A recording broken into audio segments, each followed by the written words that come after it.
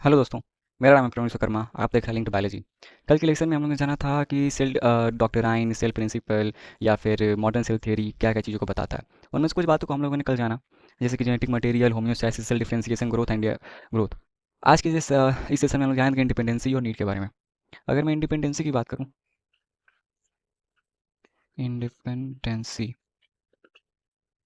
तो इंडिपेंडेंसी हमें ये बताता है कि कोई भी सेल खुद से सर्वाइव कर सकता है, लेकिन उसके जो सेल ऑर्गेनल्स हैं वो खुद से सर्वाइव नहीं कर सकते।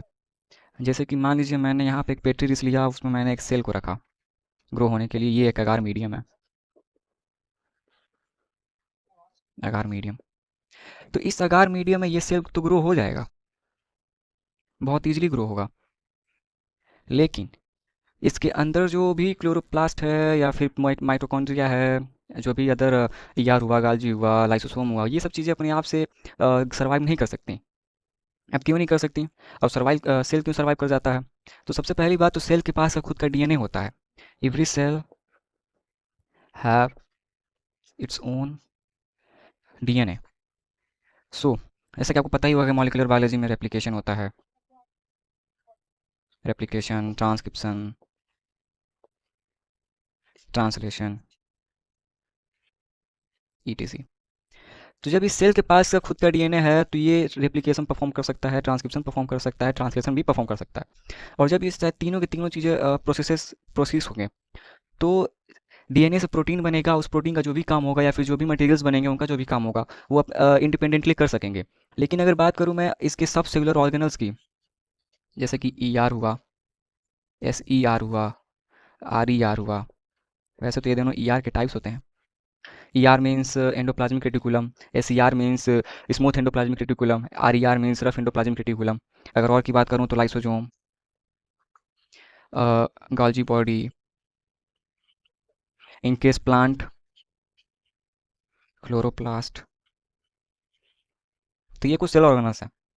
अगर मैं बात करूँ स्पेसिफिकली माइटोकॉन्ड्रिया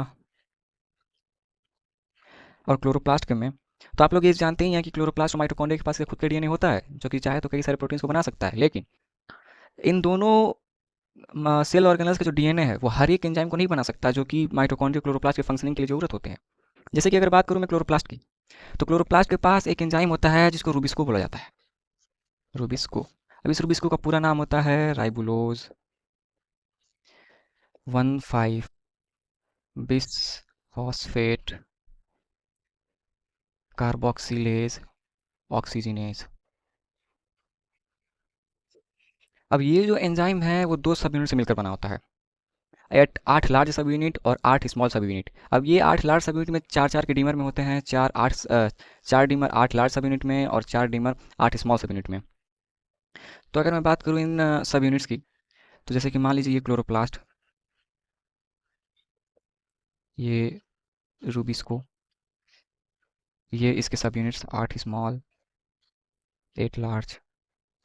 अब इन सब यूनिट्स में से जो 8 लार्ज सब यूनिट है वो क्लोरोप्लास्ट का खुद का डीएनए इसको सिंथेसाइज कर लेता है। लेकिन ये जो 8 स्मॉल सब यूनिट है वो क्लोरोप्लास्ट का डीएनए इसको सिंथेसाइज नहीं कर पाता। इसको सिंथेसिस के लिए न्यूक्लियर डीएनए पे डिपेंडेंट होना पड़ता है। तो 8 large subunit are sizes by chloroplast DNA, but these 8 small subunits are synthesized by nuclear DNA. Nuclear DNA. अब अगर मान लीजिए इस क्लोरोप्लास्ट को वर्क करना है तो इसके लिए न्यूक्लियर डीएनए का होना बहुत जरूरी है।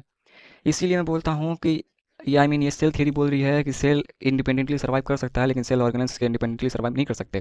क्योंकि अगर ये सेल के न्यूक्लियर डीएनए ना हो तो ये 8 स्मॉल सबयूनिट्स बनेंगे नहीं, और ये इस 8 स्मॉल सबयूनिट के ना बनने की वजह से रूबिस्को की जो भी फंक्शंस है वो परफॉर्म नहीं हो सकती। तो अगर न्यूक्लियर डीएनए ना हो तो क्लोरोप्लास्ट भी नहीं होगा, ऐसे आप बोल सकते हैं। क्योंकि कई सारे जो भी मेन प्लांट के रिएक्शंस होते हैं, मेटाबॉलिक प्रोसेस होती हैं, वो सब नहीं हो पाती बिना रूबिस्को एंजाइम के। ऐसे ही सेम माइटोकॉन्ड्रिया में भी है। माइटोकॉन्ड्रिया के कई सारे प्रोटीन्स जो होती हैं वो न्यूक्लियस से आती हैं सिंथेसाइज होकर, क्योंकि उनमें ट्रांसलोकेशन के लिए कई सारे एमटीएस होते हैं और भी कई सारी चीज़ें। अगर बात करें हम लोग नीड की, तो नीड हमें ये बताता है कि कोई भी सेल अपनी आवश्यकताओं के अनुसार ही किसी भी चीज़ की पूर्ति करता है। या जब उस किसी चीज़ की नीड होगी तभी वो उस चीज़ को सिंथेसाइज़ करेगा, बनाएगा, उस रिएक्शन को रन कराएगा। जैसे कि मान लीजिए अगर कोई प्रोटीन बनाना है, तो उस प्रोटीन को बनाने के लिए जब उस प्रोटीन की ज़रूरत होगी तभी वो प्रोटीन की सिंथेसिस होगा। फॉर एग्ज़ाम्पल लाइक अगर मैं नीड की बात करूँ, तो नीड हमें क्या बोलता है? जब किसी चीज़ की ज़रूरत हो, किसी चीज़ की ज़रूरत हो तभी वो चीज़ सिंथेसिस होगी। तो मान लीजिए सेल को एक प्रोटीन बनाना है, प्रोटीन ए। अब इस प्रोटीन का काम होता है कि फोटोसिंथेसिस कराए। अगर मान लीजिए फोटोसिंथेसिस इस समय ना हो रही हो, तो सेल इस प्रोटीन को सिंथेसाइज क्यों करेगा? अगर इसे सिंथेसिस करवाता है तो ये एज अ वेस्ट प्रोडक्ट हो जाएगा, इसका कोई वर्क नहीं होगा क्योंकि ये आगे जाकर कोई एंजाइम नहीं बनाएगा। No enzyme formation. अब इसकी वजह से ये तो एज अ वेस्ट हो गया, जबकि फोटो सिस्टम में इसकी ज़रूरत थी नहीं। जिस टाइम फोटोसिंथेसिस होना था उस टाइम फोटोसिंथेसिस हुआ नहीं और इस प्रोटीन का फॉर्मेशन हो गया। तो इस जो भी इसके द्वारा एंजाइम बनेंगे उसका फॉर्मेशन नहीं होगा, या फिर जो भी वर्क होगा वो नहीं हो पाएगा। तो इसीलिए बोला जाता है कि सेल को जब भी कुछ चीज़ की नीड होती है तभी वो चीज़ को सिंथेसाइज करता है, वरना उस चीज़ की सिंथेसिस नहीं करता। क्योंकि अगर सिंथेसिस करता है तो जो भी चीज़ें सिंथेसाइज हुई हैं वो चीज़ें वेस्ट प्रोडक्ट में चली जाती हैं। तो इसी को बोलते हैं सेल प्रिंसिपल या मॉडर्न सेल थियरी या सेल डॉक्टराइन। ये तो कुछ बातें जो कि cell theory, modern cell theory, cell principle, cell doctrine की बोलती हैं। आगे आने वाले लेक्चर में हम लोग बात करेंगे कैसे सेल एक ऑटोनॉमस बॉडी है, टोटिपोटेंसी के बारे में जानेंगे अच्छे से। तो हमारे साथ आगे आने वाले सेशन के लिए जुड़े रहें और हमारे चैनल को सब्सक्राइब करें, लाइक करें, शेयर करें। धन्यवाद।